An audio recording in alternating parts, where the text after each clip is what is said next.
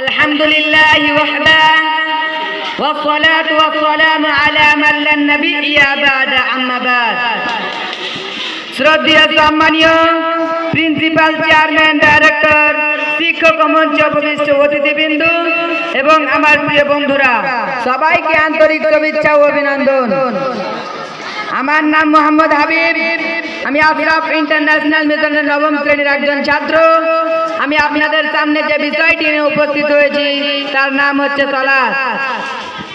মহান আল্লাহ তাআলার প্রতি বিশ্বাস স্থাপন করার পরে তিনার ইবাদত করা আবশ্যক হয়ে যায়। ইবাদতের মধ্যে প্রধান ও শ্রেষ্ঠ ইবাদত হচ্ছে সালাত। কেননা রাসূল সাল্লাল্লাহু আলাইহি ওয়াসাল্লাম বলেছেন, কাল কিয়ামতের দিনে বান্দাদের সর্বপ্রথম হিসাব হবে সালাত। আর যার সালাত ঠিক হবে তার সমস্ত আমলই ঠিক হয়ে যাবে, আর যার সালাত বাতিল হবে তার সমস্ত আমলই বাতিল হয়ে যাবে। সূরা তোহা আয়াত নাম্বার 14, মহান আল্লাহ তাআলা বলেন, নিশ্চয় আমি আল্লাহ, আমি ব্যতীত কোনো ইলাহি নেই, তোমরা আমার শরণে সালাত আদায় করো। সূরা তোহা আয়াত নাম্বার 132, মহান আল্লাহ তাআলা বলেন, ওয়াকিমুস সালাতা ইন্নাস সালাতা তানহা আনিল ফাহশাই ওয়াল মুনকার। তোমরা সালাত আদায় করো, নিশ্চয় সালাত অশ্লীল ও অসৎ কাজ থেকে বিরত রাখে। সূরা আনকাবুত আয়াত নাম্বার 15, মহান আল্লাহ তাআলা বলেন, আপনি আপনার পরিবারের লোকদেরকে সালাতের আদেশ দিন এবং আপনিও তার উপর অবিচল থাকুন। সালাতের গুরুত্ব সম্পর্কে একটি হাদিস এসেছে, আবু হুরায়রা রাদিয়াল্লাহু তাআলা আনহু قال قال رسول الله صلى الله عليه وسلم أول ما يحاسب به العبد يوم القيامة الصلاة فإن صلحت صلح سائر أعماله وإن فسدت فسد سائر أعماله। হুরায়রা রাদিয়াল্লাহু তাআলা থেকে হাদিসটি বর্ণিত। রাসূল সাল্লাল্লাহু আলাইহি ওয়াসাল্লাম বলেছেন, কিয়ামতের দিন আল্লাহ তার বান্দার সর্বপ্রথম হিসাব নেবে সালাত। আর যার সালাত ঠিক হবে তার সমস্ত আমলই ঠিক হবে, আর যার সালাত বাতিল হবে তার সমস্ত আমলই বাতিল হয়ে যাবে। মহান আল্লাহ তাআলার পবিত্র কোরআনে সবচেয়ে বেশি সালাতের কথা বলা হয়েছে।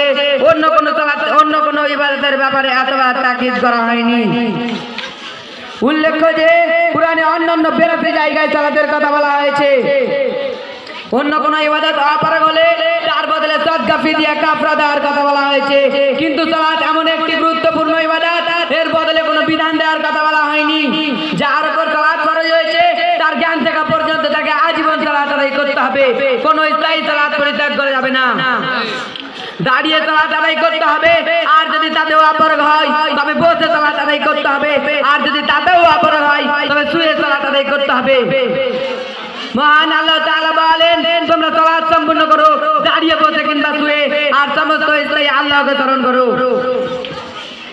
সালাত আদায়ের ইমরান ইবনে হুসাইন রাদিয়াল্লাহু তাআলা আনহু বলেন, রাসূল সাল্লাল্লাহু আলাইহি ওয়াসাল্লাম বলেছেন, তোমরা দাঁড়িয়ে সালাত আদায় করো, আর যদি তাতেও অপারগ হও তবে বসে সালাত আদায় করো, আর যদি তাতেও অপারগ হও তবে পাশের উপর শুয়ে সালাত আদায় করো। সালাত আদায়ের পূর্ব শর্ত হচ্ছে পবিত্রতা। পানির মাধ্যমে পবিত্রতা অসম্ভব বলে মাটির দ্বারা কায়মন করে সালাত আদায় করতে হবে। কিবলামুখ হয়ে সালাত আদায় করতে হবে, কিন্তু কোনো অপরিচিত স্থানে বা সফরে থাকা অবস্থায় কিবলামুখে চিনতে না পারলে অনুমান করে কিবলামুখে ঠিক করে সালাত আদায় করতে হবে। তাতে কিবলামুখে ঠিক হোক বা না হোক আপনার সালাত হয়ে যাবে। সালাত শুদ্ধ করার জন্য পবিত্র পোশাকের জরুরি।